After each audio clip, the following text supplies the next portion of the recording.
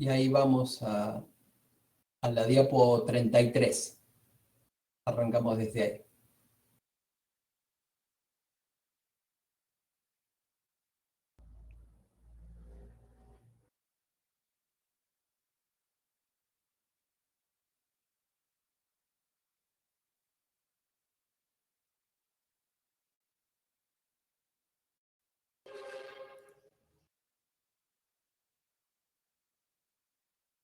Bien, ayer estuvimos viendo un poquito de qué eran las distribuciones que nosotros podíamos llegar a elegir.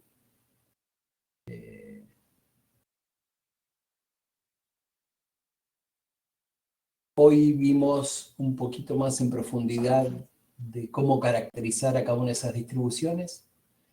Entonces, teniendo eso en mente, ya podríamos empezar a implementar esas distribuciones en datos, en conjuntos de datos que tengamos, que reúnan los requisitos para poder ser analizados como un modelo lineal generalizado. Siempre tengan en cuenta que el primer paso es tener un set de datos que se correspondan con determinado diseño experimental. La idea es que esto a ustedes les sirva para definir un análisis y futura colecta de datos. Entonces, tener un diseño experimental, colectar los datos para que ustedes puedan responder, definir determinada pregunta, definir bien cuál es esa pregunta, cuál es la hipótesis, cuál es la variable de respuesta. Ustedes pueden tener una hipótesis de trabajo, pero que la puedan abordar a través de diferentes formas, con diferentes variables de respuesta, de qué forma van a caracterizar esa variable de respuesta, y todo eso va a terminar definiendo cuál es la distribución de errores y cuál es el análisis que ustedes tienen que hacer, ¿sí? A raíz de todo ese diseño experimental y lo que ustedes quieren responder, van a tener que elegir cuál es el modelo que es el más adecuado para responder su pregunta. Puede ser que sea un GLM, pero puede ser que no. Puede ser que no necesariamente tengan que recurrir a un análisis tan complejo y lo puedan resolver con un modelo lineal, si ya la distribución de errores es normal.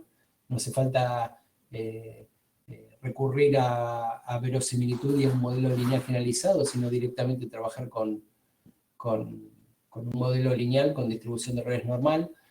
Puede ser que un GLM no les permita resolver lo que están tratando de abordar y tengan que recurrir a alguna extensión, a un modelo aditivo, que es un GAM, a un modelo lineal generalizado, mixto, con efectos aleatorios, a un modelo inflado en ceros, a un componente de varianza, a una serie temporal, ¿sí?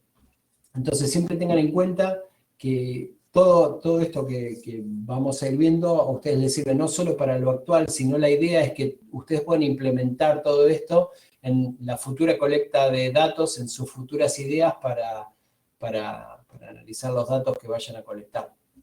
¿Sí? Sepan que el GLM es el modelo en sí. Ahora, ¿cómo hago la inferencia? ¿Cómo saco mis conclusiones? Tienen como dos grandes universos posibles.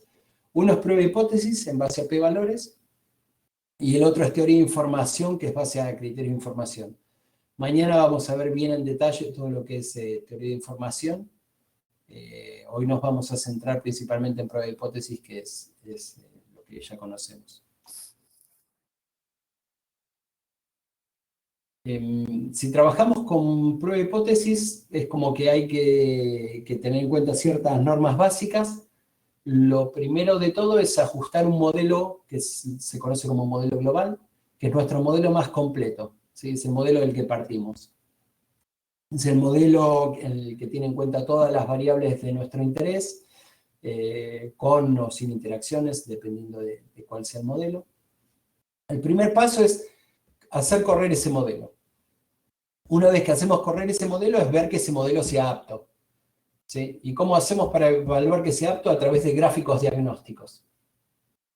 Sí, hay una serie de herramientas diagnósticas que son gráficas, y siempre vamos a llevar adelante esos gráficos para evaluar el modelo.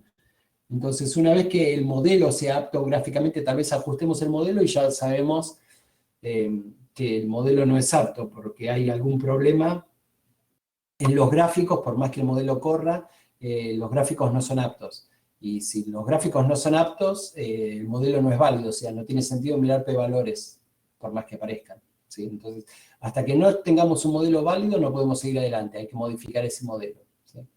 Entonces, una vez que el modelo es válido, si corresponde, evaluamos sobre dispersión. Ahora vamos a ver qué es eso, ¿sí? Básicamente, yo espero, cuando tengo un modelo lineal generalizado, si tengo un modelo lineal general, no tengo relación entre media y varianza, ¿sí? Porque la distribución normal, la varianza es independiente de la media, ¿sí? Y de hecho es constante. Ahora, cuando tengo determinada distribución de errores, yo tengo una relación entre media y varianza. Entonces yo espero que la variabilidad tenga determinada forma que se corresponde con esa distribución de errores. Si esa variabilidad es mayor a la que espero, tengo más dispersión de la que espero derivada del ajuste de mis datos al modelo, del modelo a mis datos, ¿sí? Entonces eso se conoce como sobredispersión, que es ese estimador C. Entonces, yo espero que cuando tengo un modelo lineal generalizado, la sobredispersión sea 1. La cuantifico con una fórmula que ahora vamos a ver, pero espero que ese estimador sea 1. Si ese valor es mayor a 1, me está afectando mis conclusiones. Entonces, si es muy diferente a 1, mi modelo tampoco es válido. Si es un poco mayor a 1 o ligeramente diferente de 1, el modelo es válido, pero puede afectarme en cierta forma las conclusiones. Entonces, siempre que corresponda hay que evaluar la sobredispersión. Ahora lo vamos a ver. Si tengo sobredispersión, considerar ajustar los errores, ¿sí? Porque la sobredispersión lo que va a hacer es afectarme los errores. Y una vez que hasta ahí, todo esto corresponde a saber si mi modelo global es válido, ¿sí? Ahora, dado que llego a este punto y mi modelo es válido, recién ahora puedo empezar a ver significancias. Recién ahora puedo empezar a ver p-valores. ¿Y cómo los miro? De la misma forma que utilizaba el protocolo cuando tenía un modelo con interacciones e interacciones de diferente grado. Siempre veo desde el modelo más complejo al modelo más simple. O sea, si tengo 3 variables con una interacción triple, no puedo ver un efecto principal, no puedo ver solo un efecto de una variable, sino que primero tengo que ver la interacción triple. Siempre en orden decreciente de complejidad y dentro de la misma complejidad en orden decreciente de p-valor. Entonces, supónganse que tengo un modelo como una ANOVA de 3 vías factorial, hasta la interacción triple. No puedo mirar ningún efecto principal, ninguna de las variables por separado, ni ninguna interacción doble, antes de ver la interacción triple. Lo primero que tengo que evaluar sí o sí es la interacción triple en ese caso. Entonces me fijo si la interacción triple es relevante. Si no es relevante, la elimino. Y ya sigo con las interacciones dobles. Todavía no puedo mirar ningún efecto principal. Ahora, ¿qué interacción doble evalúo? Y tengo que evaluar todas en simultáneo para ver cuál es el que tiene el mayor p-valor, cuál es la más intrascendente, ¿sí? Porque todas tienen la misma complejidad. Todas son interacciones dobles. Y así voy paso a paso. ¿Dónde termina eso? Donde todas mis variables o todos mis efectos son significativos, ¿sí? Entonces, es como ir desmenuzando el modelo desde lo más intrascendente a lo más importante. Donde todo lo que está en el modelo es importante, ahí termina mi análisis, ¿sí? Obviamente reporto los p-valores de todo, de lo importante y de lo no importante, porque si lo analicé lo tengo que reportar. Pero ahí terminaría el análisis, ¿sí? Y siempre con el estadístico y con la prueba que corresponda. Si es distribución normal, vamos a utilizar f de Fisher, ¿sí? Si es una distribución Poisson o binomial, vamos a utilizar un estadístico de chi cuadrado, ¿sí? Salvo que tengamos sobredispersión. Si tenemos sobredispersión, en ese caso recurrimos también a una f de Fisher. ¿Sí? Estas son como las normas básicas para trabajar con GLMs con prueba de hipótesis. Entonces. Walter, ¿te puedo hacer una consulta? Sí, dale. En el modelo global, donde yo incluyo todas las variables, desde el cual empiezo. Incluyo las variables, incluso aunque estén correlacionadas entre sí, o parto del modelo global con aquellas variables que no estén correlacionadas.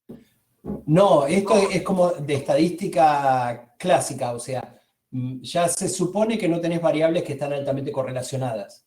O sea, eso es previo al ajuste del GLM, el PAN-EOS. Ok, gracias. Ahí va, de nada. Es como que es un paso, esto es dado que todas las variables que tenés ya son las que te pueden dar la información. Eso lo puedes hacer con un panel de correlaciones o si no directamente podés ajustar el modelo con los BIF, con los Variance Inflation Factors, y con eso evaluar las correlaciones. Pero la idea es todo eso limpiarlo antes de llegar a este paso.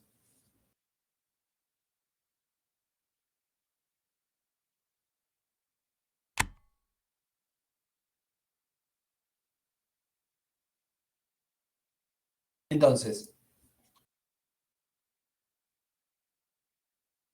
¿era un GLM? Un GLM era un predictor lineal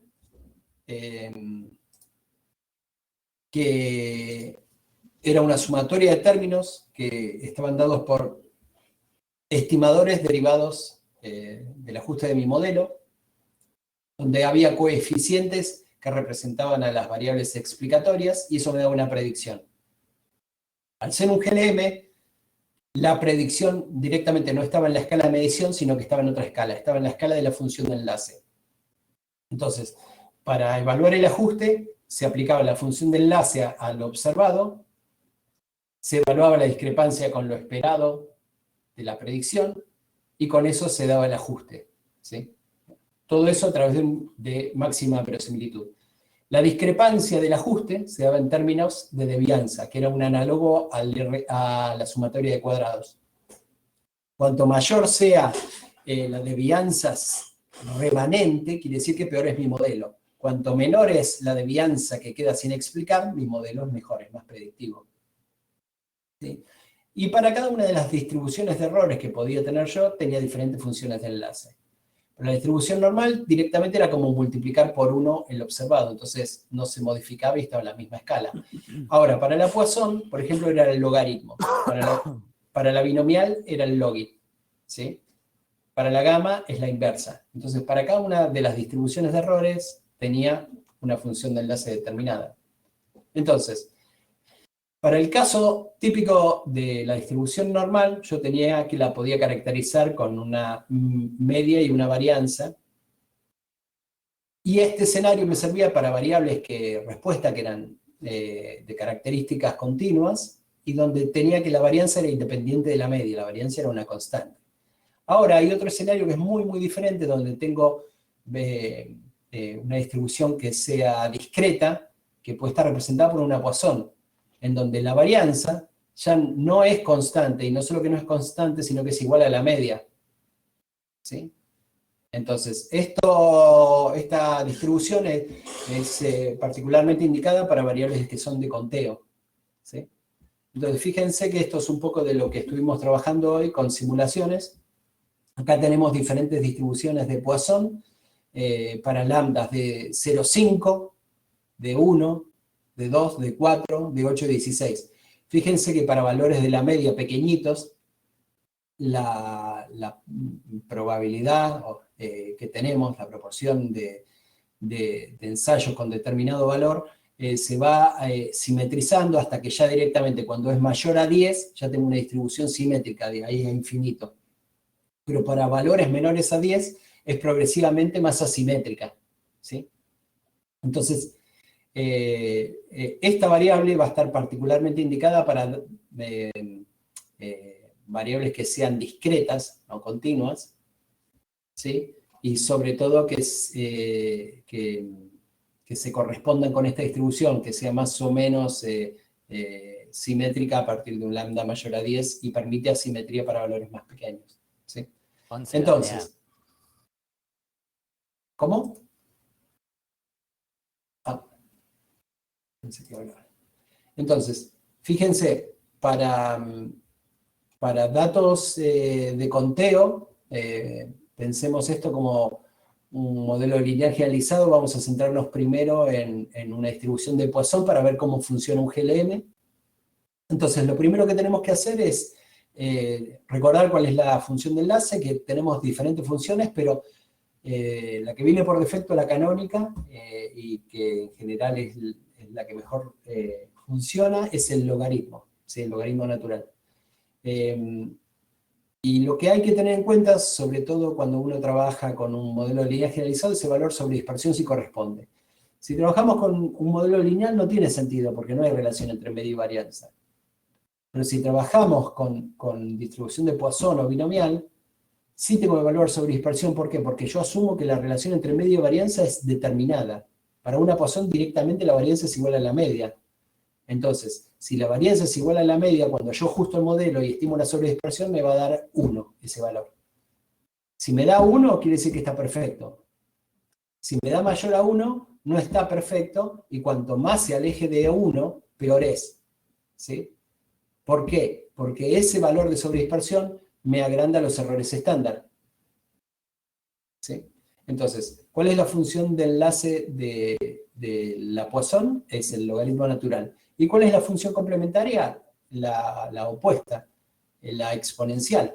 Entonces, lo que emerja de mi predictor lineal, de mi suma de términos, si yo quiero saber el término en conteo, en mi variable de medida, mi variable respuesta que yo medí, cómo eso se traduce en esa unidad, lo que tengo que hacer es la exponencial de ese predictor lineal. Ok, ¿cómo se cuantifica la sobredispersión? Es muy simple, es esa fórmula que tenemos ahí. Lo que hay que sumar es los residuos de Pearson al cuadrado, ¿sí? Cada caso aporta un residuo. Cuanto más parecido es lo observado a lo esperado, mejor. Si lo observado es exactamente igual a lo esperado, ese caso no aporta ningún residuo y la predicción es perfecta. Entonces, lo que quiero evaluar yo es cuánta es la discrepancia que se corresponde con esos datos. Entonces, la fórmula de calcular ese factor C, la sobredispersión, es la sumatoria de los residuos de Pearson al cuadrado dividido a los grados de libertad. ¿Sí? Si yo hago esa cuenta, tendría que dar 1 si el ajuste es perfecto. ¿Sí? Esto de sobredispersión, ustedes lo pueden ver en inglés como scale parameter o over dispersion factor, o toma otros nombres. Es el C gorrito, el C, el estimador de C. Entonces, para cada caso, yo evalúo cuál es su residuo. ¿Sí? ¿Qué es el residuo? Es cuánto se diferencia el observado del esperado, y cada distribución de errores tiene una forma de evaluarlo. Ahora, ese residuo lo elevo al cuadrado para hacerlo absoluto, y hago la sumatoria de todos esos casos. O sea, cada caso por caso va aportando un residuo. Ese total lo divido por los grados de libertad residuales. ¿Sí? Esa es la fórmula. Y esa cuentita tiene que dar 1. Si da 1, está perfecto. Si da mayor a 1, quiere decir que tengo sobredispersión. ¿Y cuán malo es tener? ¿Qué es grande tener sobredispersión? 1, 2, 2, 5, 10. Piensen lo que la sobredispersión lo que hace es agrandarle los errores estándar. Los errores estándar que a ustedes les reporta el programa asumen que la sobredispersión es 1. Si la sobredispersión es mayor, se agrandan los errores estándar. ¿Cuánto? Se agrandan como la raíz cuadrada de la sobredispersión. O sea, ustedes tendrían que su error estándar de su parámetro, hagan de cuenta que tienen un parámetro estimado de una variable que su beta, el estimador del parámetro, es 1. Más o menos su error estándar. Hagan de cuenta que el error estándar es 0,1. Entonces tienen un parámetro que es 1 más menos 0,1, su estimador. Ok. Eso es asumiendo que la sobredispersión es 1. Ahora supónganse que la sobredispersión fuese 4. ¿Sí? El error estándar ya no va a ser 1, sino va a ser 1 por la raíz cuadrada de 4, que es 2. ¿Sí? Entonces su error estándar, en lugar de ser 1, va a ser 1 por raíz cuadrada de 4 es 2, 1 por 2, 2. Su error estándar va a ser el 100% de lo que ustedes estaban asumiendo. ¿Sí? Cuanto menor es el factor de sobredispersión, más real es su error estándar reportado por el programa. ¿Sí? Si supónganse que el factor de sobredispersión fuese 9, su error estándar no va a ser el reportado, sino va a ser raíz cuadrada de 9, o sea, 3. 3 veces más grande a lo que le reporta el programa. Entonces, directamente ahí el modelo no sería válido. Si tenemos sobredispersión, hay que ver qué es lo que la genera, ¿sí? Y ahí ver cómo lo podemos solucionar. Tal vez el exceso de dispersión sea por pocos datos con valores grandes. Y eso vimos que lo podíamos solucionar con una binomial negativa, que es otra distribución. ¿Sí? Entonces podríamos pasar de una Poisson a una binomial negativa. ¿Sí? Otra forma es directamente dentro del modelo de la Poisson corregir los errores estándar. Y eso es lo que vamos a hacer después. ¿Sí? Entonces, ¿qué es lo que hacemos? Ajustamos el modelo, para repasar, ajustamos el modelo global, nos fijamos que sea válido. ¿Cómo sabemos que sea válido? A través de los gráficos diagnósticos y evaluando esto sobre dispersión. Este valor tiene que ser cercano a 1. Si es cercano a 1, está perfecto. ¿Por qué? Porque los errores estándar se agrandarían en raíz cuadrada de algo cercano a 1. No molesta. Ahora, si ese valor ya es grande, es mayor a 3, los errores estándar se agrandarían mucho y en realidad lo que yo estaría haciendo es rechazar mucho más de lo que debería. ¿Sí? Entonces, por eso el modelo no es válido. ¿Cómo sé que el modelo es válido? A través de gráficos diagnósticos y evaluar sobre dispersión. Este valor tiene que ser cercano a 1. Si no es cercano a 1, tengo que ver alguna alternativa. O cambio de distribución, no uso una Poisson, o veo cuál es el problema. ¿Sí? Entonces, si yo trabajo con una Poisson, asumo que la varianza es igual a la media. Si esto se cumple, mi factor de sobredispersión va a ser 1 o cercano a 1. Si esto no se cumple, una de las razones podría ser que mi distribución no es una Poisson. ¿Sí? Puede ser que sea una binomial negativa. ¿Y qué diferencia tiene una binomial negativa o una Poisson? Ya mi varianza no es igual a la media, sino que la varianza es igual a la media más un término. ¿Cuál es ese término? La media al cuadrado dividido un parámetro de agregamiento o un parámetro de tamaño. Entonces, progresivamente, cuanto más pequeño sea este valor, este término empieza a ser más importante. Entonces, la varianza empieza a aumentar más que con la media. ¿Sí? En una Poisson la varianza es lineal con la media. En una binomial negativa no. Entonces, ¿qué pasa cuando este K es muy, muy grande? Si este término es muy grande, la media al cuadrado dividido este término muy grande tiende a desaparecer. Si esto tiende a ser 0, la varianza es igual a la media. Entonces, una binomial negativa converge en una Poisson. ¿Sí? No existen valores absolutos. ¿Qué es un K grande o un K pequeño? No existe un término absoluto porque es dependiente de la media. Entonces, un K grande depende de la media, es grande depende de qué media sea.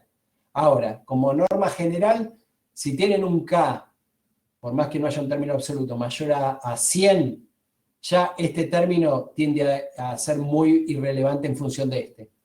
¿Sí? Ahora, si tienen un K que es 1 o 5, ¿sí? Este término de la media al cuadrado tiende a ser muy importante y una Poisson no les va a representar bien. Dicho de otra forma, si ustedes estiman esto y este K les da 100.000, ya directamente este término desaparece y no va a ser una binomial negativa, sino va a ser una Poisson. ¿Sí? Ok, entonces repasando, ¿cuáles serán los pasos a seguir? Primero, parto de mi modelo global. ¿Sí? Ajusto mi modelo global. Y ahí me fijo que sea válido. ¿Cómo sé que es válido? A través de gráficos diagnósticos y factores sobre dispersión. Siempre evalúo sobre dispersión cuando corresponda. Si es distribución normal, no la evalúen porque no tiene sentido. Si es binomial o Poisson la distribución.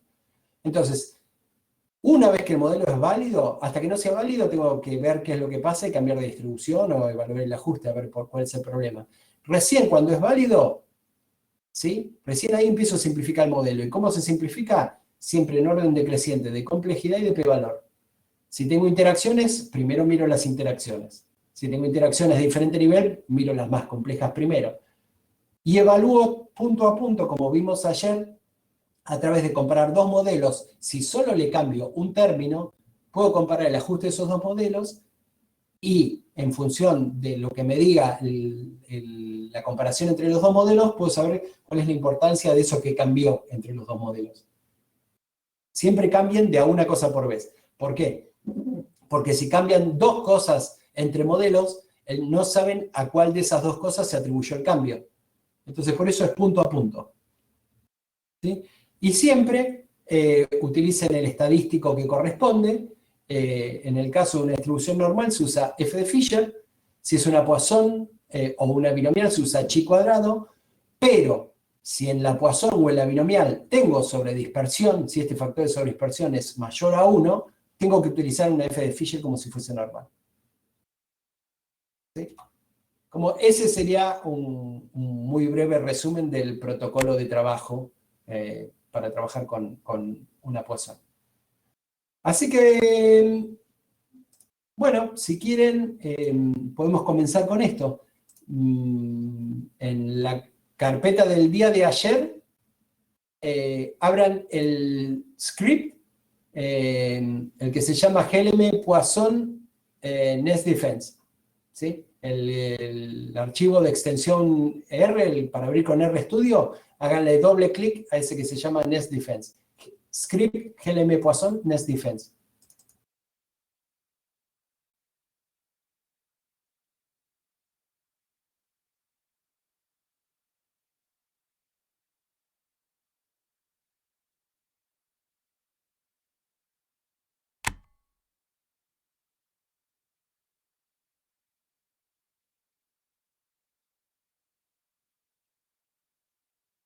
Y ahí, a ese archivo, ¿sí? Ahora que ya lo hicimos y ya saben, cámbienle la ruta para poder abrir ese archivo que está en la línea 3. ¿Sí? Ese archivo que se llama Nest Defense Conteo, ¿sí? Que está en la carpeta del día de ayer, en la carpeta día 1, vamos a querer abrir este archivo. ¿Sí? Este archivo que es CSV. Entonces, cámbienle la ruta a esta parte de adelante, que se corresponde con su carpeta día 1. Ya no es que tienen que investigar dónde se ubica ese archivo, sino directamente vayan al que abrieron hoy, porque lo tenían en la misma carpeta, y copien y peguen la ruta que habían modificado, ¿sí? Porque ya lo habían resuelto eso. Entonces, vayan, fíjense que tienen las dos pestañas del archivo con el que estuvimos trabajando antes. Si quieren, le tocan ahí, la cierran. Bueno, pero ahora la tienen disponible. En el archivo ese, si lo salvaron, ya tenían la ruta correcta para poder abrirlo.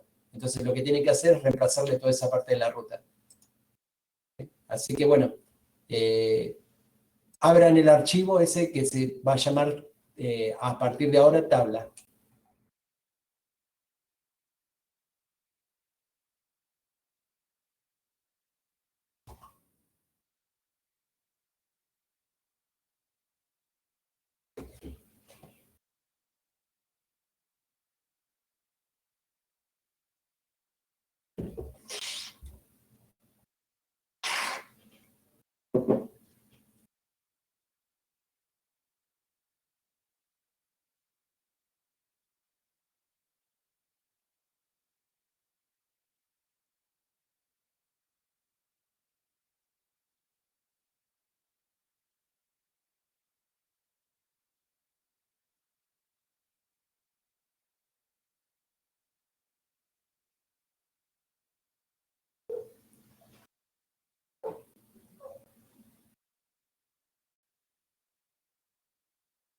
Un análisis que ustedes lo podrían pensar como una ANOVA de dos vías, ¿sí? Un diseño súper clásico, simple.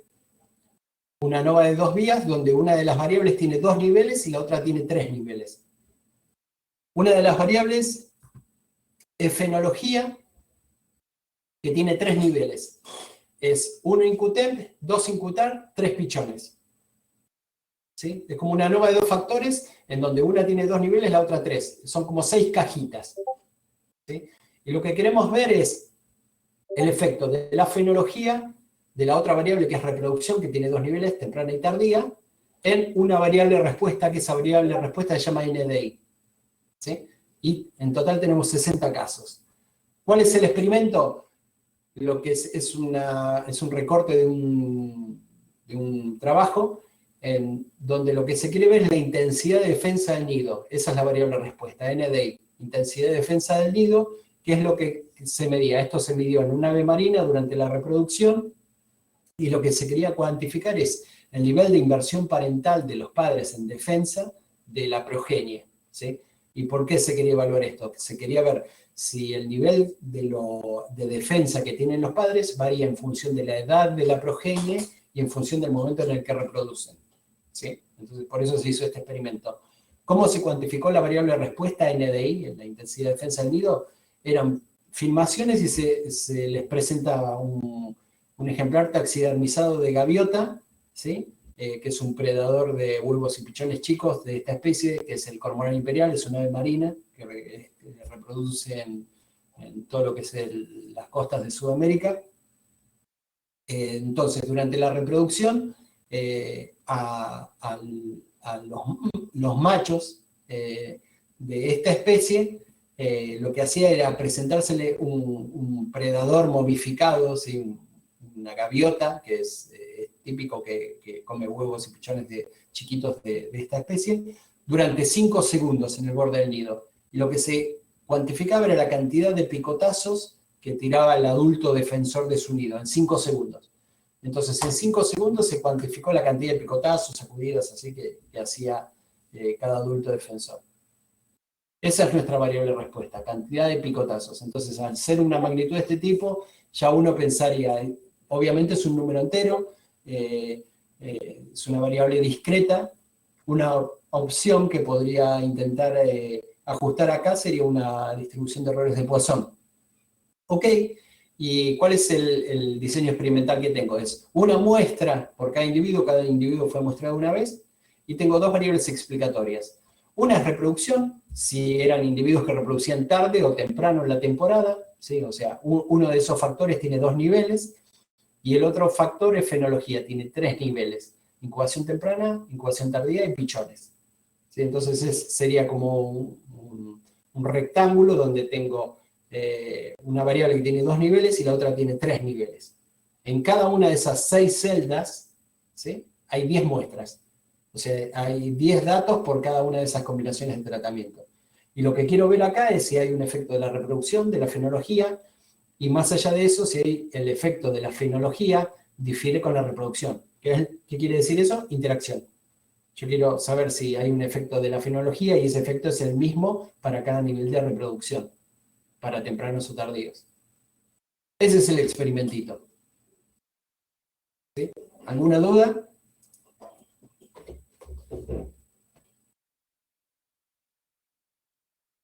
¿No? Muy bien. Seguimos adelante entonces.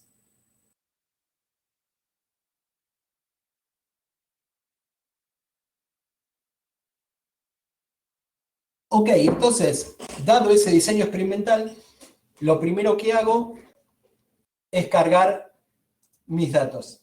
¿Sí? Cargo los datos, ahí los tengo, son 60 datos. Ok, le pido los nombres de las variables, la estructura, todo esto es lo que vimos ayer. Entonces, lo primero que hago es decirle a cada variable cómo tiene que ser. Fíjense que reproducción, que sea un factor. ¿De qué clase de reproducción? Un factor, perfecto. ¿Qué niveles tiene? 1 temprana, 2 tardía, perfecto. Fenología, también que sea un factor. ¿De qué clase? Factor, perfecto. ¿Cuántos niveles? 3 niveles. Incubación temprana, incubación tardía y pichones. Perfecto.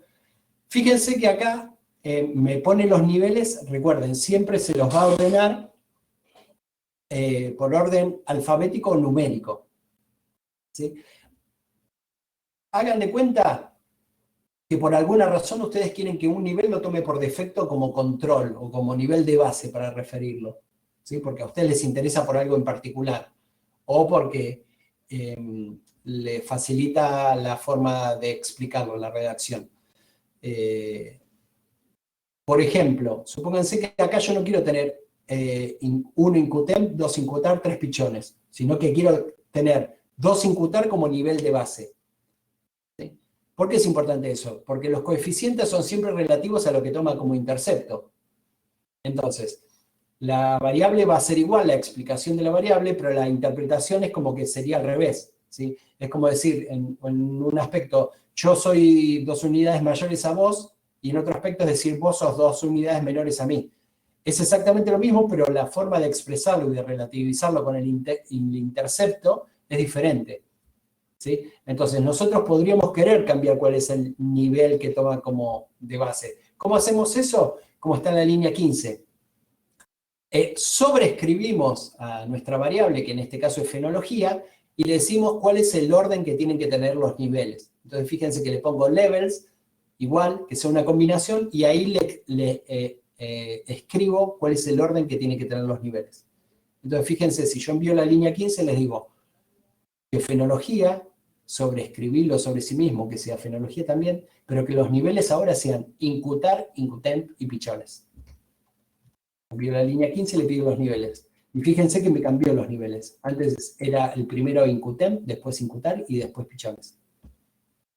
¿Sí? Fíjense que ahora incubación tardía es el nivel que tomaría de base.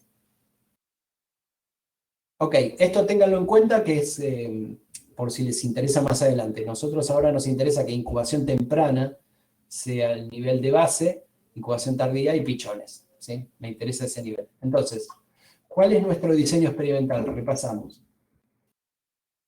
Lo que mido es intensidad de defensa del nido, que son cantidad de picotazos que recibió una momia de gaviota en 5 segundos. Eso se filmó en cámara lenta y ahí se anotó la cantidad de picotazos. Esa es mi variable de respuesta. Ahora lo voy a caracterizar para saber qué forma tiene. Pero ya de por sí va a ser un número entero. Es una variable discreta porque pegó 1 o 2 picotazos, no 1,5 o 1,3. ¿Sí? Entonces eso ya me indica que puede ser una buena alternativa analizar con una distribución de errores de Poisson. Ahora, ¿cuál es el diseño experimental? Tengo dos variables. Tengo uno que es reproducción y el otro fenología. Reproducción son 2 niveles. Si los adultos reproductores reproducían tarde o temprano en la temporada. Y fenología, ¿qué representa? La edad de la progenie. Entonces, el ensayo se realizó en 3 momentos particulares. Durante la incubación temprana de pichones, que es apenas los huevos fueron puestos, ¿sí? Apenas esa pareja de cormorán colocó sus huevos en el nido, recién comenzaron a incubarse. En incubación tardía, donde esos huevos ya fueron incubados y están a punto de nacer, como 20 días después de incubación temprana, ¿sí? Ambos ese estadio de huevo, esa progenie, pero uno es el huevo recién colocado y el otro huevo ya a punto de nacer. Y el otro es pichones. Cuando los pichones eran pequeñitos, tenían 5 días apenas nacidos, también se evaluó ahí. ¿Por qué? Porque uno esperaría que cuanto más cerca de independizarse los pichones estén, mayor sea el valor reproductivo que tienen esos individuos para los padres, ¿sí? Porque están más cerca de tener un retorno. Entonces, uno esperaría que el nivel de defensa aumente conforme aumenta el valor reproductivo para los padres. Esa es la hipótesis. Entonces, uno esperaría que de incubación temprana a tardía a pichones vaya aumentando la intensidad de defensa. Y para lo que es reproducción, uno esperaría que los que reproducen tarde no tengan esa plasticidad y esa capacidad de invertir más en defensa, como sí lo pueden variar los que reproducen temprano, que en general tienen un mayor éxito reproductivo. Entonces, esa es la explicación de por qué nos interesan estas dos variables. Y a su vez nos interesa la interacción, porque uno esperaría que el perfil de incubación temprana, tardía y pichones, a medida que aumenta la edad de la progenie, ¿sí? Y el valor reproductivo, no sea el mismo para individuos que tienen la plasticidad para modificar su inversión, como son los que reproducen temprano, respecto a los que reproducen tarde. Esa sería la explicación del trabajo. ¿Sí? Ok, bueno, cargamos los datos. Entonces Perdón. ahora lo que... Sí, dale. Me perdí en la parte de las predicciones de la reproducción, como que Sí. me quedé ahí. ¿Por qué esos 2 niveles y cuál es lo que esperabas? No, vos esperás que, por historias de vida, vos esperás que desde que comienza el evento de inversión hasta que termina el evento de inversión, el valor que tiene esa progenie para los adultos va aumentando conforme te vas acercando al momento de la independencia de los pichones. Porque no es lo mismo un pichón que le falta un día de inversión y está a punto de convertirse en un recluta, supone, a un huevo que recién está colocado y tiene que atravesar toda esa etapa con incertidumbres y con probabilidades de fracaso. Entonces, por teorías de historia de vida, vos lo que esperás es que el valor que tiene esa progenie para los adultos vaya aumentando conforme se acerca a la independencia, al éxito. Entonces, por eso esperás que aumente el valor reproductivo y por ende el nivel de inversión que tienen los padres respecto a esa descendencia. Buenísimo. Gracias. Ahí va. Entonces, lo primero que tenemos que hacer siempre es caracterizar a nuestra variable respuesta. ¿Cuál es la media, la varianza, cuáles son los valores extremos, el rango, el histograma? Siempre ver nuestra variable respuesta. ¿Por qué? Porque eso va a determinar mucho de cuáles pueden ser las distribuciones de errores que podemos elegir. Entonces, ya a priori, nosotros al tomar estos datos, ya sabemos que va a ser una variable discreta. No sabemos qué forma va a tener, pero sí ya sabemos que van a ser números enteros. ¿Ok? En la línea 23 le digo que mi variable respuesta sea un número entero, ¿sí? Por eso le pongo as.integer. Y luego le digo que me muestre todos los valores de NDI. Entonces ahí tengo el primer caso, el macho defensor pegó 13 picotazos en 5 segundos. El segundo dato, ese macho pegó 11 picotazos, luego 13, otro 18 y así. Ahí tengo mis 60 datos. ¿Sí? Le pregunto de qué clase es esta variable, es un entero, como recién le informé. Le pregunto cuál es el rango de variación. Hubo individuos que fueron muy poco, invirtieron muy poco en defensa, solo 5 picotazos, y otros individuos fueron extremadamente defensores, con 35 picotazos, ¿sí? O sea, tengo una gran variación. ¿Cuál es la media? 15,1. ¿Cuál es la mediana? 15. Y el histograma tiene esta forma.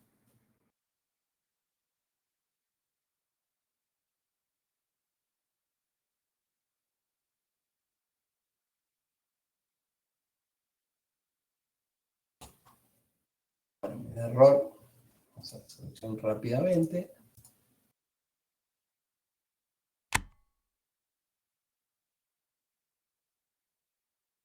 Un error, cerré el programa, lo volví a correr y se corrigió. Bueno, ¿cuál es el gráfico? Es este histograma. Fíjense que es bien asimétrico. Como que tenemos una media de 15, pero después hay muy poquitos adultos que fueron muy, muy defensores, con valores muy, muy grandes. Entonces, tengo una media de 15 y acá es lo que estuvimos viendo hoy a la mañana. Esto es una variable que es discreta, entonces lo primero que intentaría proponer sería una Poisson. Entonces,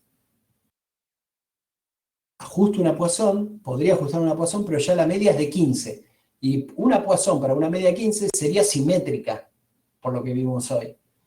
Entonces, yo viendo el histograma ya veo que es asimétrico. Entonces, una Poisson tal vez me ajuste muy bien estos datos, pero estos seguro que me va a presentar algún problema. ¿Por qué? Porque una Poisson para una media de 15 ya sería simétrica. ¿Sí? Entonces, una alternativa podría llegar a ser la binomial negativa. ¿Sí? Y todo esto, ¿por qué lo sé? Porque sé qué forma tienen las distribuciones. Por eso era importante hacer lo que hicimos hoy. Jueguen con eso, practiquen y conozcan qué forma tienen varias distribuciones. Entonces, eso va a ser como un insumo súper útil para ustedes a la hora de plantear modelos. ¿Sí? Ok. Entonces, podría llegar a ser una Poisson. Esto que está acá en la línea 32 y 34 es cuando quieren corregir un set de datos o sacar casos que le traen problemas. Directamente es una sintaxis como para sobreescribir un set de datos y recortarle determinados casos. En este caso, al set de datos, supónganse que tenía ese set de datos, le eliminaba los casos 51, 55 y 56. ¿Sí? De la misma forma, esto es por filas, lo podría hacer por columnas si tienen variables que les presentan problemas de multicolinealidad o interdependencia. Si lo hacen de este lado, les podría eliminar directamente esas variables, ¿no? Ok, ¿cómo cargaría un modelo lineal generalizado con estas variables con distribución de errores de Poisson? Súper, súper simple. Fíjense en la línea 36. Genero un modelo que le puse este nombre, GLM extendido, que es un GLM, si estoy haciendo un modelo lineal generalizado. ¿Cuál es mi variable respuesta? NDI, los picotazos. ¿En función de qué? En función de la fenología, la reproducción y su interacción. Fíjense que lo puse con un asterisco, no con un más.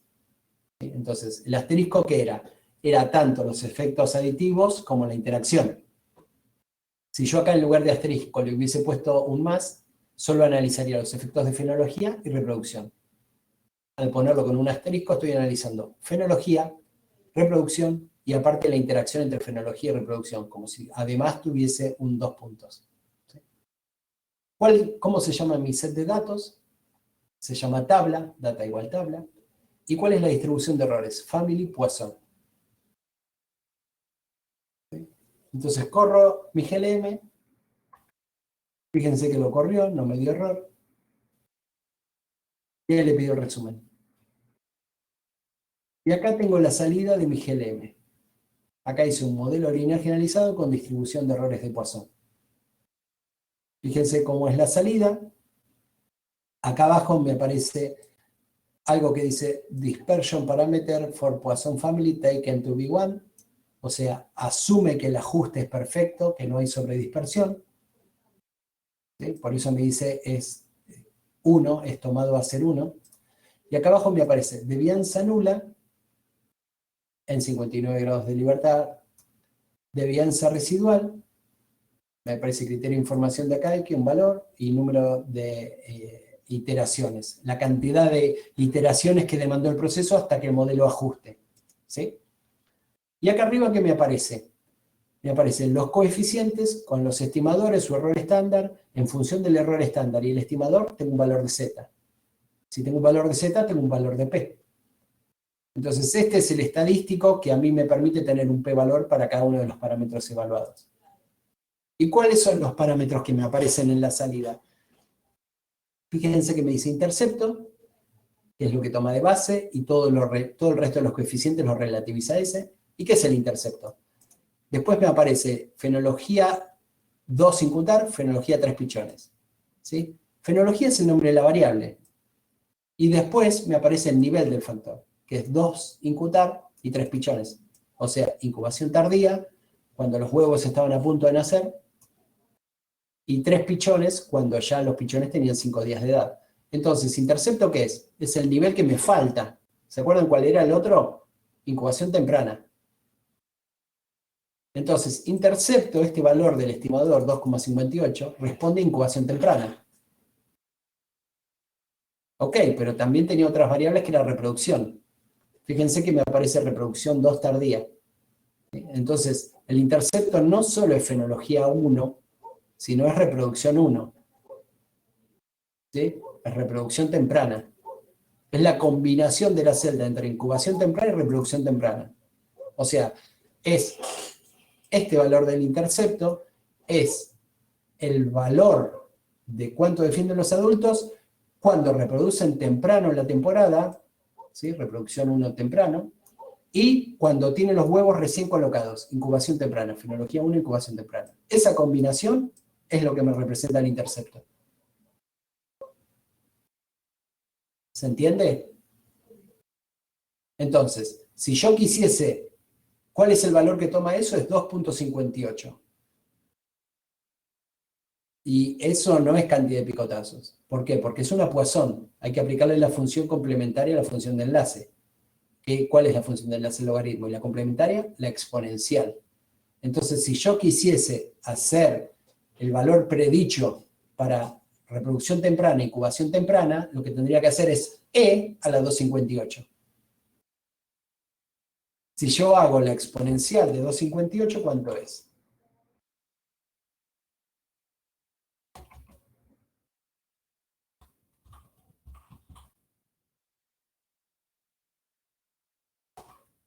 Sería 13,2. Si hacen la exponencial de 2.58, sería 13,2. Ese sería el valor en picotazos promedio para ese nivel del tratamiento.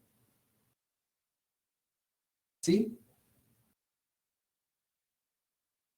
Fijémonos, esa es la celda más fácil para calcular.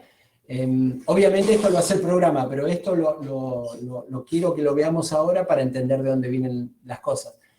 Supónganse, y acá abajo tienen los niveles de la interacción. ¿Sí? Entonces, cada vez que tengan una reproducción tardía, para alguno de los niveles de reproducción tardía, estos coeficientes van a afectar a lo que estén estudiando. Supónganse que quieren estudiar determinada celda. La que acabamos de calcular recién es fenología 1, incubación temprana, reproducción temprana, ¿sí? Entonces, ¿cuál es el valor ese? Es 2.58, pero está en otra unidad. Como es una Poisson, ¿cómo lo paso? La exponencial. Hago la exponencial de este valor y me da en picotazos cuánto sería ese nivel del tratamiento.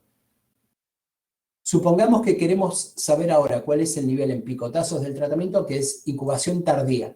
O sea, dado que reproduce temprano en la temporada, ¿cuál es el nivel de incubación tardía? Lo que tendría que hacer es, siempre está relativizado el intercepto, sería la exponencial de 2.58 más 0.17. ¿Sí? ¿Por qué? Porque esta magnitud me está diciendo cuánto se diferencia del intercepto. ¿Sí? Entonces tendría que hacer 2.58 más 0.17. Si hago esa cuenta, eso me daría la cantidad de picotazos esperado en promedio para un individuo que reproduce en reproducción temprana y en incubación tardía, en un nivel de fenología de incubación tardía. Y eso sería 15,7 picotazos. ¿Sí? Y así podemos ir reconstruyendo cada uno de los niveles del factor. Obviamente esto es para que lo entiendan en la salida. El programa lo hace automáticamente. ¿Sí? Entonces, corremos el GLM y tenemos esta salida. ¿Qué es lo que vemos? Más allá de la interpretación de los coeficientes, devianza nula y devianza residual. ¿Sí? Recuerden esto, devianza me está indicando discrepancia. Es un análogo a la suma de cuadrados para un GLM. ¿Sí? Entonces, la devianza nula, ¿qué quiere decir? Es el total de devianza que tengo. Es la devianza del modelo nulo. Si yo le ajusto, en lugar de todo esto, un OLITA 1, estoy ajustando al promedio poblacional, donde no hay ninguna variable explicatoria. ¿Sí? Entonces, todo es discrepancia. Comparo cada caso con el promedio de la población, y si sumo todas esas devianzas, me da esta total. Fíjense que después de ajustar este modelo, me aparece devianza residual. Todo lo que desaparece entre este número y este número está dado por estas variables que yo puse a prueba. Cuanto más explicatorias y mejores sean mis variables del modelo, el residuo va a tender a ser cada vez menor. ¿Y dónde termina esto? Donde directamente pongo alguna variable acá que explica el total de la variación. Entonces, en ese caso, el residuo va a ser 0. Eso no pasa nunca, ¿no? Pero es para que lo vean. En el caso que tengo variables que son muy poco importantes, el residuo va a ser cada vez más grande. ¿Hasta dónde? Hasta directamente el peor modelo que puedo tener es el nulo, donde no tengo variables explicatorias. Entonces, en ese caso, el residuo va a ser igual a devianza total. ¿Se entiende? Entonces, esto es directamente como una forma de un R cuadrado. Ustedes acá ven cuánto de la variación total está explicada. Supónganse que en este caso tenemos la devianza nula 88.5 y acá la devianza residual 65.6. Imagínense que yo corro otro modelo y esto baja de 65.6 a 40. ¿Qué quiere decir eso? Que lo que queda como residuo es menos. Si queda menos sin explicar, mi modelo es mejor. Así de simple. ¿Sí? Ok. Esta es la información que me aparece en la salida de un GLM. La mayoría de los GLMs les va a aparecer siempre la misma información, con algún u otro refinamiento, pero esta es la información que ustedes tienen que extraer. ¿Hay alguna duda, pregunta, comentario? Yo, Walter, no termino de comprender cómo es la relación entre cada una de las variables con el intercepto. Si podés volver a explicarlo, por favor. Claro. El intercepto es el nivel que toman de base. Mira, a ver, ahí pongo la cámara.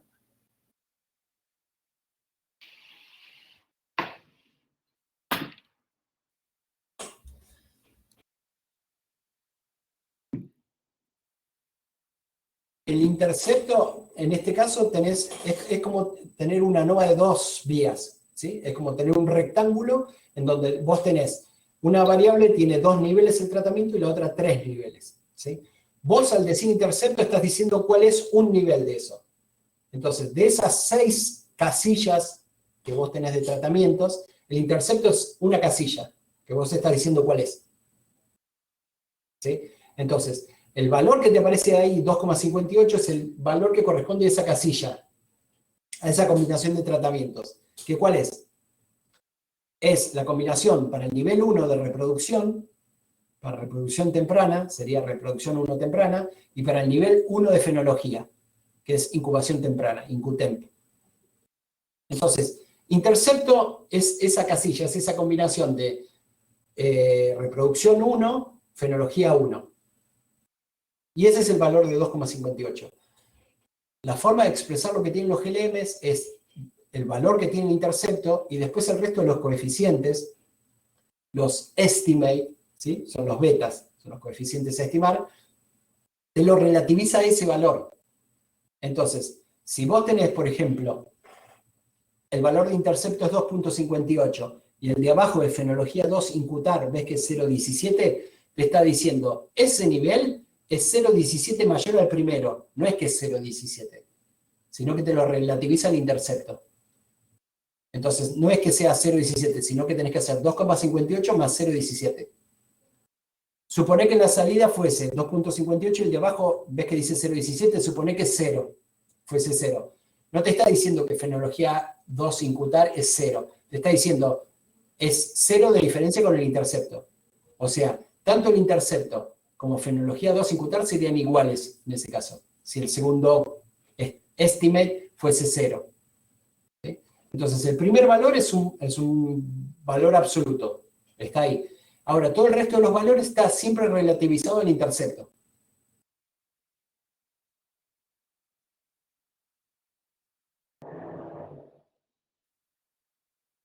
Perfecto, sí, está bien. ¿Y en qué casos vos explicaste que yo, si quiero, puedo cambiar el orden de los factores? ¿Por qué querría hacerlo? Hacé de cuenta que vos tenés un experimento que tenés un control. O aplicás cierto tratamiento, es tiempo de inoculación y después tenés medidas a los 15 minutos y a los 30 minutos.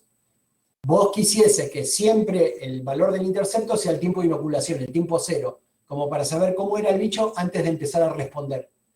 Entonces hay veces que es particularmente indicado que vos querés que el nivel de base sea determinado nivel que vos querés que vaya el intercepto. Otras veces no es importante, otras veces sí. Hacé de cuenta que vos tuvieses temporada del año o estación del año y tenés 4 niveles. Como que los 4 niveles vos querés ver si hay diferencia entre las estaciones, pero no te interesa mucho cuál tomás de base. Solo querés saber si varía en el año. En el otro caso, donde vos tenés un tiempo 0, un tiempo 15 y un tiempo 30, vos querés que el tiempo de base sea el primero, cuando todavía no estaba inoculado el bicho. Entonces, ahí sí te puede interesar mucho tener un nivel de base determinado. Y eso lo mandás como intercepto. Perfecto, muchas gracias. Ahí va. Entonces, fíjense que de esta forma, esta es la forma de redactar un GLM. Fíjense, por ejemplo, si nosotros lo hacemos como en la línea 39, que lo hicimos un poquito más cortito, en lugar de ponerle cómo se llama el set de datos, data igual, se lo sacamos, y las comillas de Poisson, también se lo sacamos, corre exactamente igual, es el mismo modelo, ¿sí? Entonces, como que no hace falta que le pongan las comillas ni cómo se llama el set de datos, el modelo es el mismo, ¿sí? Ok, ¿qué era lo que primero que teníamos que hacer? Cuando corremos un modelo es siempre ver que el modelo sea apto. ¿Cómo sabemos que el modelo sea apto? Siempre tenemos que evaluar el ajuste a través de los gráficos diagnósticos y la sobredispersión si corresponde, ¿sí? Acá, como es una Poisson, corresponde. Entonces, hacemos eso. ¿Cómo se evalúan los gráficos diagnósticos? Con una función que se llama plot. ¿Sí? Entonces, fíjense, en la línea 43 enviamos eso y cuando enviamos eso me van a generar siempre automáticamente 4 gráficos diagnósticos. ¿Sí? Vamos a tener que apretar 4 veces Control Enter para extraer esos gráficos. ¿Sí? Pues si no van a quedar guardados en memoria. Saquen 4 veces con Control Enter sobre un numeral esos gráficos y ahí tenemos los 4 gráficos diagnósticos.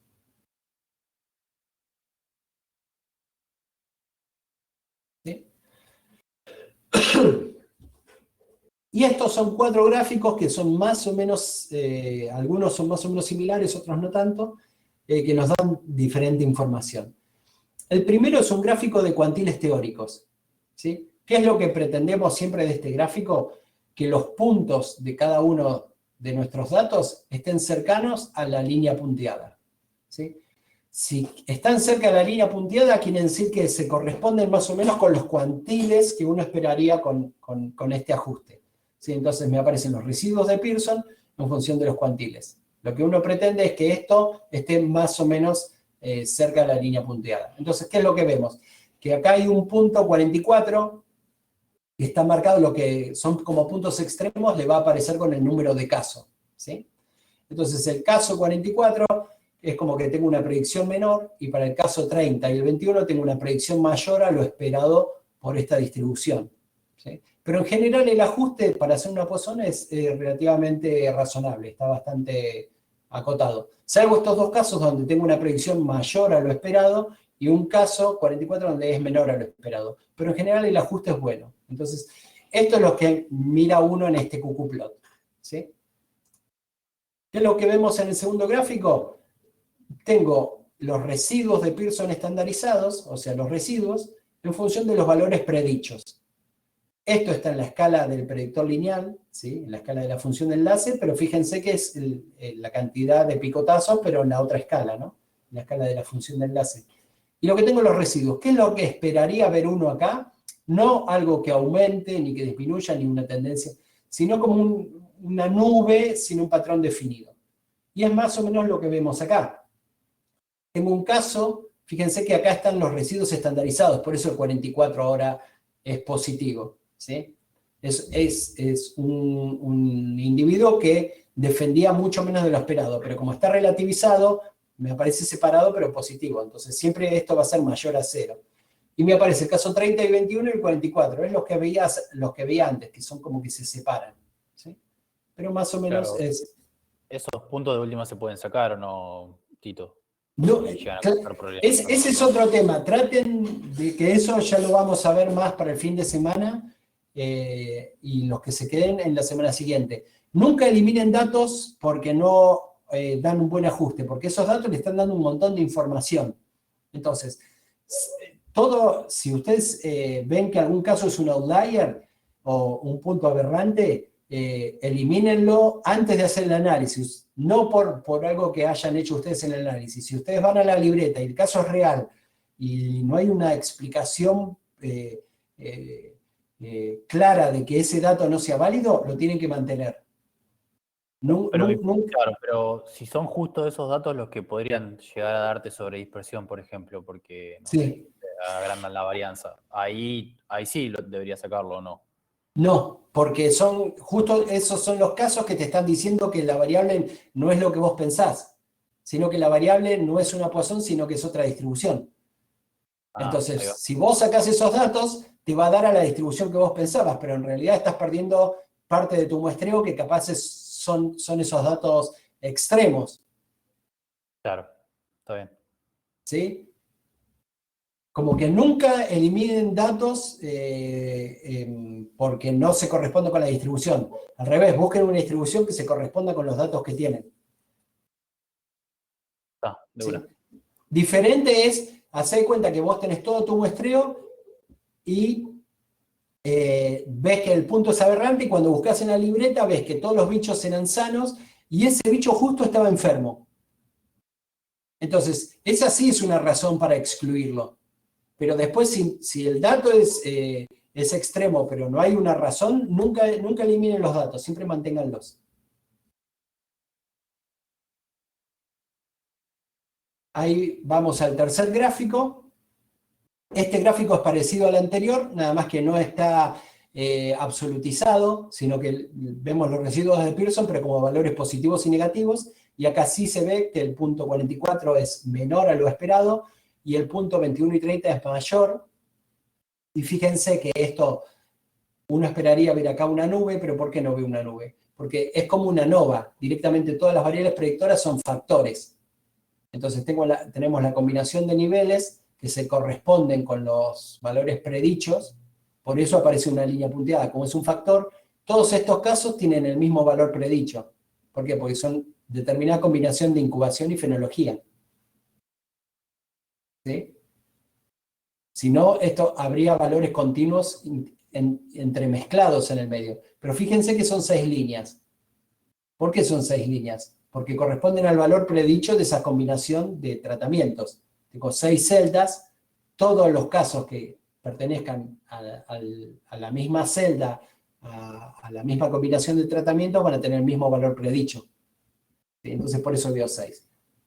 Y es muy similar al gráfico anterior que vimos. ¿Sí? Entonces, de esta forma es como nosotros podemos evaluar diagnósticamente al modelo. Acá veo que hay 3 puntos que me meten un poco de problema, pero son razonables, están más o menos dentro de 3 desvíos. Entonces tendría que ir a ver a las libretas, a ver qué es lo que pasó, o si esos datos son así, son reales y no tengo explicación. Si es así, sigo adelante con el análisis y obviamente mantengo los puntos. Acá estos gráficos me dicen que el ajuste no es muy bueno, pero tampoco es malo. Si fuese malo, yo lo vería directamente, como vamos a ver más adelante, como una falta de ajuste total. ¿Sí? Entonces, estos gráficos diagnósticos me dicen, mirá, probaste una Poisson, puede ser una Poisson. Podés seguir adelante por ahora. El ajuste no es perfecto, pero tampoco es inválido. ¿Sí? Así que seguimos adelante. Ok.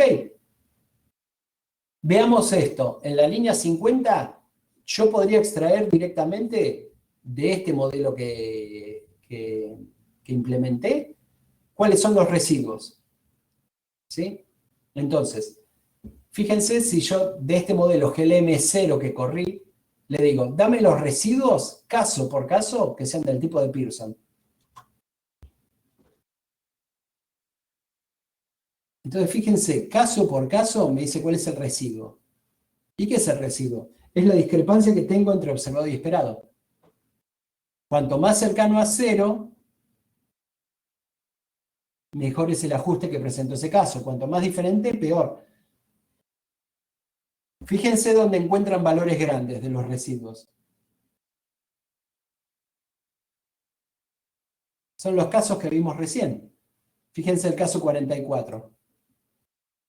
Es menos 2,36 el residuo de Pearson. O sea, es un valor que lo que yo observé fue mucho menor a lo esperado. Es lo que me mostraba el gráfico. Fíjense ahora otro valor extremo, pero mayor. El caso 30, por ejemplo. 2,37 para arriba. Es un bicho que fue muy, muy defensor respecto a lo esperado por esa combinación de tratamiento. ¿Sí? Y fíjense que lo mismo lo podría hacer para los residuos de devianza. O sea, hay diferentes tipos de residuos que ustedes pueden extraer. Fíjense que extraen de los residuos de devianza. ¿Sí? Es otra forma de caracterizar residuos que se calcula un poco diferente, pero también son residuos. O sea, me indica si lo que yo predije es muy diferente a lo observado. Fíjense que el caso 30 sigue siendo muy, muy grande. Tengo un residuo de 2,2. Y el caso 44 sigue siendo muy, muy chico, un residuo de menos 2,7. ¿Sí? Pero fíjense algo súper interesante. En la línea 53, ¿qué es lo que voy a hacer? Estos residuos de devianza, ¿sí? que acá tabulé, los extraigo, ¿sí? Con resid, extraigo todo esto que hice recién, y a cada uno de esos residuos los elevo al cuadrado. ¿Por qué? Porque de esa forma yo los absolutizo. De esta forma, si es un residuo negativo y positivo, se anularían. Pero si yo lo que quiero medir es discrepancia, lo que tengo que hacer es cuánto se diferencia eso de 0. Entonces, por eso los elevo al cuadrado. A cada uno de estos valores los elevo al cuadrado. ¿Y qué es lo que hago con todos esos valores? Los sumo. Hago la suma, sum. Todo eso es lo que está en la línea 53.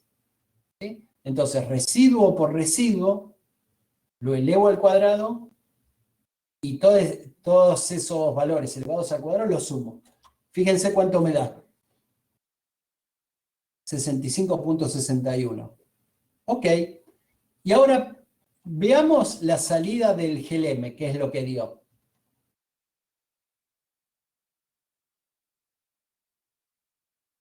Es igual a la devianza residual.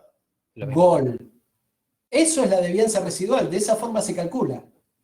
Entonces, ¿qué quiere decir esto? Cuanto más parecido sea el observado al esperado, menor va a ser el residuo. Y todo eso va a ser menor devianza residual. ¿Qué quiere decir? Que mi modelo, cuanto menor devianza residual tenga, más va a explicar, mejor es mi modelo. ¿Dónde es peor mi modelo? Donde el total de devianza sea el total de la nula. ¿Y dónde pasa eso? Donde yo directamente no tenga variables explicatorias. Entonces, si yo no tengo ninguna variable explicatoria y pongo NDI olita 1, que mi modelo está ajustado al nulo, la devianza nula va a ser igual a la residual. Las dos van a ser 88.55. Cuanto mejor sean mis variables que pongo a explicar mi modelo, este valor de 65 va a ser progresivamente más chico, hasta directamente donde pongo que mis variables sean perfectas las que explican mi fenómeno, este valor va a tender a ser 0.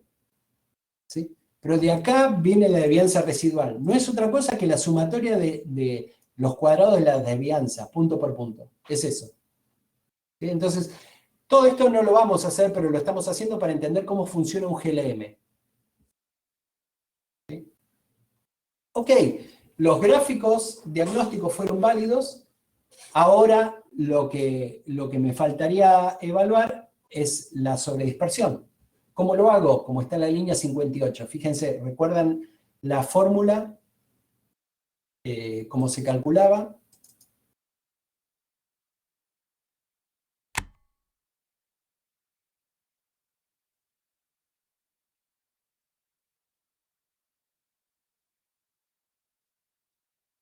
Era súper simple la forma de calcular. El parámetro sobre dispersión era la sumatoria de residuos de Pearson al cuadrado, que es lo que acabamos de hacer, ¿sí? Pero para devianza. En lugar de los residuos de devianza, hay que hacerlo con los residuos de Pearson, ¿sí? Entonces, extraemos los residuos de Pearson, como lo hicimos recién, los elevamos al cuadrado, hacemos esa sumatoria y lo dividimos por los grados de libertad residuales. De esa forma calculamos la sobredispersión.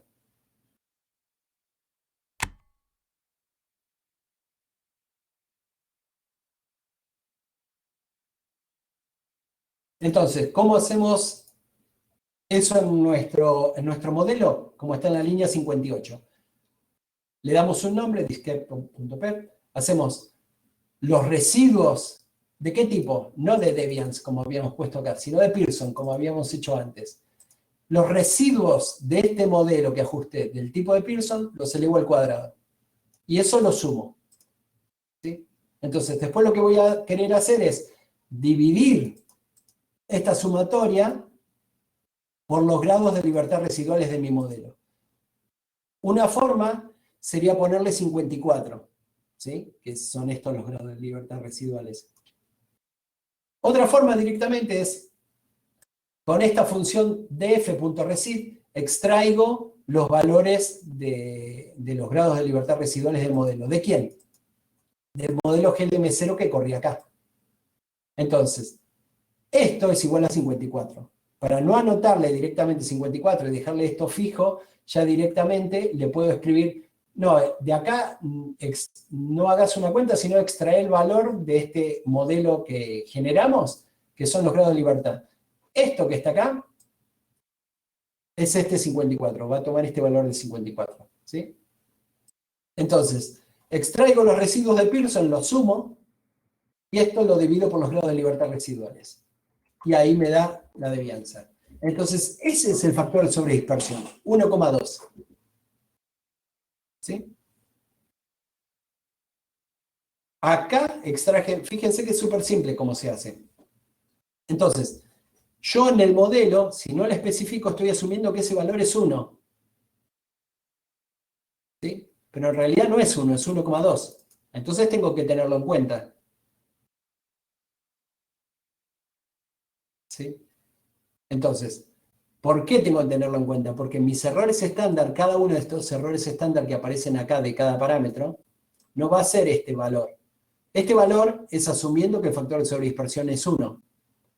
Al ser el factor de sobredispersión de 1,2, en realidad estos errores estándar no van a ser estos que me aparecen, sino van a ser estos multiplicados por la raíz cuadrada de 1,2. Fíjense si hacen la raíz cuadrada de 1,2, ¿cuánto es? Vamos a ponerlo por acá. Raíz cuadrada se calcula como SQRT. Esa es la forma de que R entienda que eso es raíz cuadrada. Si hacemos raíz cuadrada de 1,2, es 1,096. ¿Sí? Entonces, mis errores estándar no van a ser estos, sino que los reales estarían multiplicados por 1,096. ¿Sí? Entonces, ese es el riesgo de tener sobredispersión y no corregirla. Yo estaría asumiendo que los errores estándar son más chicos de lo que corresponde. Si el error estándar es más chico respecto al estimador, quiere decir que estoy rechazando más de lo que debería. ¿Sí? Recuerden que este valor de Z está dado por la relación entre el estimador y el error estándar. Cuanto más chico es el error estándar, más grande es el valor de Z. Cuanto más grande es el valor de Z, menor es el valor de P. ¿Sí? Entonces, por eso hay que corregir sobredispersión cuando tengamos.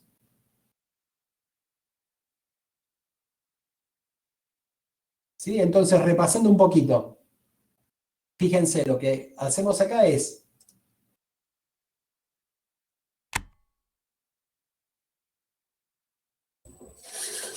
Primero, defino, en función de mi diseño experimental, defino cuál es el armado de mi modelo, cuáles son las variables explicatorias que tengo.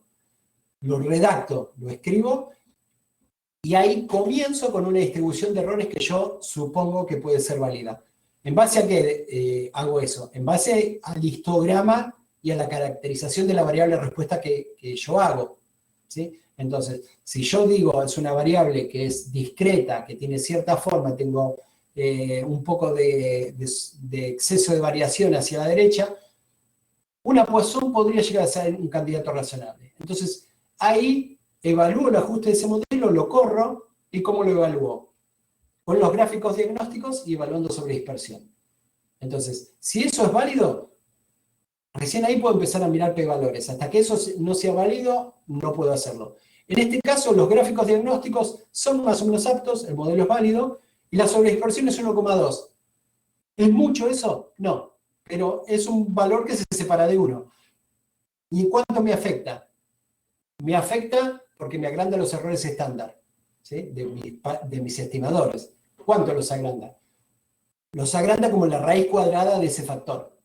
Entonces, si ese factor fuese 4, me los agranda por la raíz cuadrada de 4, por 2. Entonces, los errores estándar serían el doble de grandes.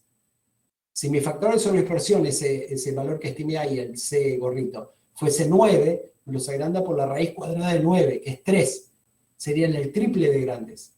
En este caso, el factor de sobredispersión es 1,2. La raíz cuadrada de 1,2 es 1,09. Entonces, ¿cuánto me los agranda? Y un 9%. No es mucho, pero tampoco es despreciable. Si tengo alguna variable que está en el límite de la significancia, puede determinar si esa variable es o no es relevante. Entonces hay que tenerlo en cuenta. ¿Sí? Entonces fíjense, como que estos son todos los pasos previos para empezar a ver que el modelo es válido. A partir de esto yo ya sé que el modelo es más o menos válido. Ahora tendría que corregir sobredispersión. ¿Sí? Pero ya tengo el modelo que es válido. Primero hago un pantallazo, un escaneo de mi variable respuesta con mi diseño experimental y me fijo el ajuste en mi modelo global. Dado que mi modelo global ajusta, recién ahora puedo llegar a ver la importancia de las variables. Sí. Eso, justamente el tema de dónde poner el límite a cuando la sobredispersión empieza a ser negativa, porque es negativa, es significativa. Porque nada, había leído en otros libros que dicen que a partir de más o menos 1,5 ya se empieza a considerar como que es importante, ¿no? Que, o sea, si la raíz cuadrada de 1,5 es 1,2 más o menos, que es más grande todavía de lo que estamos viendo. ¿Eso termina siendo subjetivo o por qué hay tanta discrepancia en dónde poner el límite de si es significativa o no esa sobredispersión? Pensalo de otra forma. ¿Por qué poner un límite? Si vos directamente pensás que esto es un continuo, es un degradé. Sí. O sea, entre 1,5 y 1,2 tenés 1,3, 1,4. Entonces, todos esos puntos son importantes. directamente vos lo que tengas, corregís por esa sobredispersión y agrandás los errores estándar que tengan. Claro. Lo de tomar un criterio de regla de pulgar, de sí o no se corrige, es para no tener que hacer la corrección. Pero si vos tenés un poco de sobredispersión, en realidad tendrías que corregir por ella. Claro. Entonces, si tenés la herramienta para hacerlo, como que no habría que tomar un valor, o directamente podrías hacer una prueba de bondad de ajuste si se corresponden los residuos con una Poisson. Y ahí tendrías un p-valor para decir, ¿es o no hay sobredispersión? Que eso se puede hacer. Pero también, tal vez vos tengas pocos datos y tengas una sobredispersión de 1,25 y no rechazás la bondad de ajuste. Si tenés 1000 datos con una sobredispersión de 1,03, rechazás. Entonces tampoco tiene mucho sentido. Directamente, si es mayor a 1, se podría corregir siempre y ya. Eso claro, es como, es un poco ya tenés la subjetivo. herramienta como que conviene hacerlo y listo, ya está. Exacto, exacto. Está bien.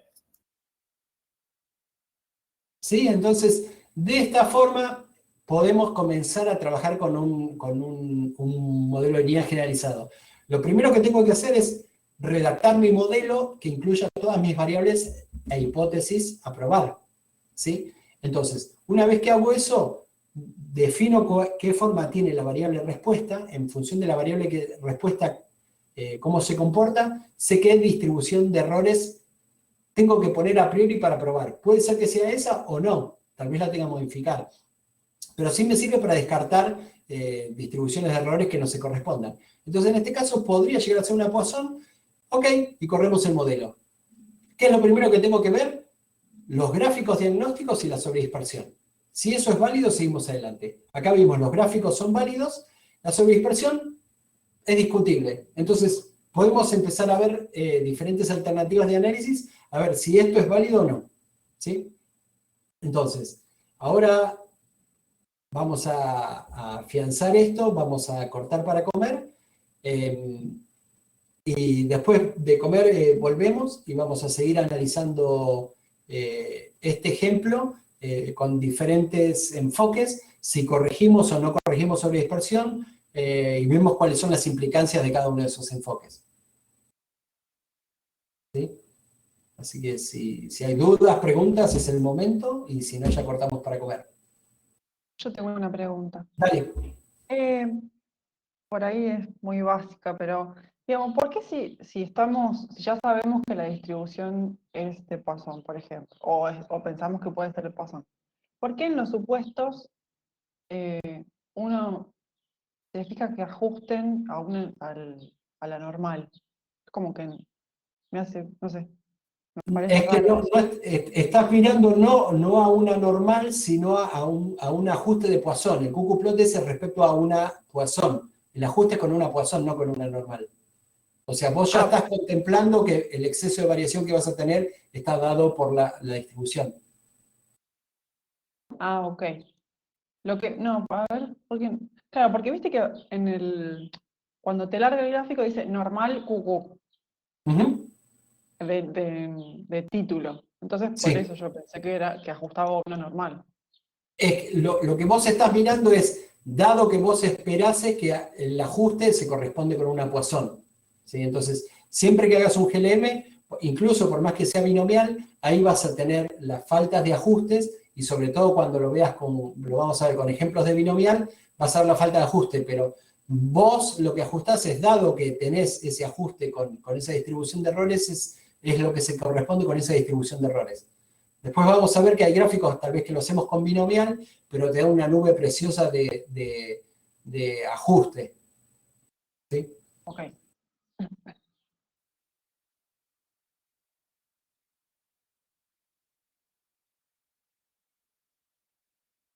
Bueno, si no hay más preguntas, cortamos para comer.